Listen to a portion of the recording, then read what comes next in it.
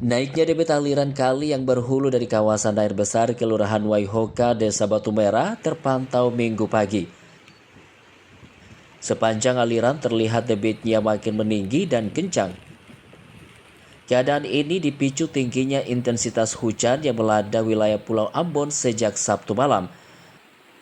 Level permukaan aliran kali yang naik bahkan di beberapa titik terlihat meluber ke sekitar daerah aliran, membuat warga yang bermukim di sekitarnya cukup panik. Ditambah lagi dengan curah hujan yang masih tinggi hingga Minggu siang.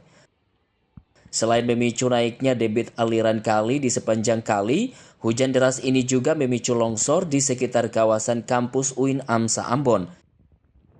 Titik longsor terlihat dari sekitar komplek perumahan Warasia hingga mendekati lingkungan kampus. Curah hujan yang masih tinggi hingga Minggu sore ini pun membuat warga waspada dengan dampaknya, apalagi di sekitar area langganan banjir dan longsor. Tim Liputan TVRI melaporkan.